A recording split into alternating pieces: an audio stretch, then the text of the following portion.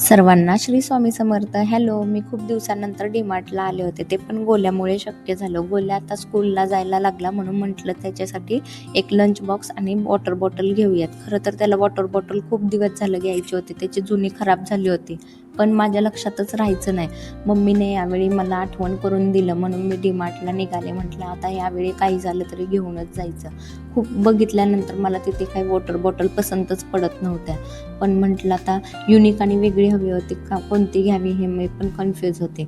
मग मला ही water bottle खूप आवडली. टेडी टाईप होती. गोल्यासारखीच वॉटर बॉटल घेऊयात म्हटलं म्हणून घेतली आणि लंच बॉक्स घेतला आणि बाहेर पडले. इकडे तिकडे जास्त काही बघितलंच नाही. डीमार्टला गेल्यानंतर पैसे कसे खर्च होतात आणि रूमवरती आल्यावर समजतं की हे फालतूत घेतलं, आपण घ्यायची गरज पण नव्हते. तिथून बाहेर पडले आणि चष्मा माझा हरवला होता, तो बनवायचा होता म्हणून मी ते बनवण्यासाठी निघाले. बसची वाट बघत होती. ह्या बसमधून बाहेर पडणाऱ्यांचे सगळ्यांचे तिकीट चेक करत होते. एका मुलीने तिकीटच काढलं नाही आणि गुपचूप उतरत होते. रंगे हात ती सापडले आणि मग त्यांनी 500ची पावती केली आणि तिला 500 रुपये दंड केला.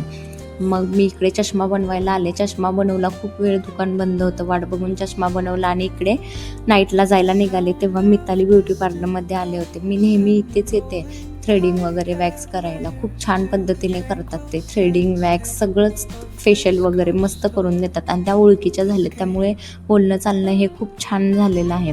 मस्त असे त्यांनी साऊंडवरती गाणे लावले होते. पार्लरमध्ये प्रसन्न वाटत होतं.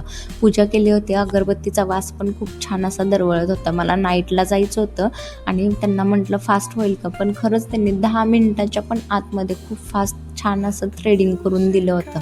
थ्रेडिंगनेही अतिशय सुंदर केलं होतं. कोणाला करायचं असेल तर तुम्ही इथे येऊ शकता.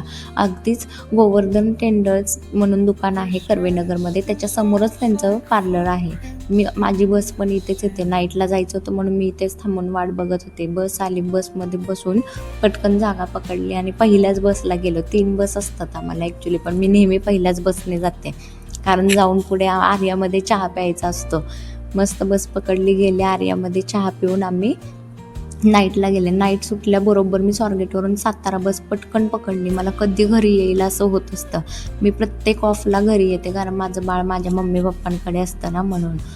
बसमध्ये एक आजी होती, ती खूप जोरजोरात बोलत होती. मला झोप खूप आली होती, पण त्या आजीच्या आवाजाने कोण झोपतच नव्हतं. सगळे इरिटेट झाले होते. खूप जोरचा आवाज होता. मग काय, दुसरी साताऱ्यातून दहिवडी बस पकडली. मला 3 बस चेंज करून गावी जावं लागतं. खूप धावपळ होते, पण काय करणार, बाळासाठी तर तेवढं केलंच पाहिजे. दहिवडीमध्ये कशी आली कळालंच नाही. 2 बस पकडून आले. आता ही 3री बस पकडून मी माझ्या घरी निघाले होते दहिवडीतून. खूप मुश्किलीने बस मिळाली आणि खूप झोप येते. जसा स्टॉप जवळ येईल तसं मला झोप आवरत नव्हती.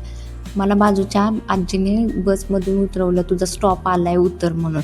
मग काय पटकन उतरले आणि घरी यायला निघाले. पप्पांचं दुकान ओपनच होतं आणि हा दुकानात येऊन बसला होता. मला बघता क्षणी खूप आनंद झाला, मम्मा आली म्हणून.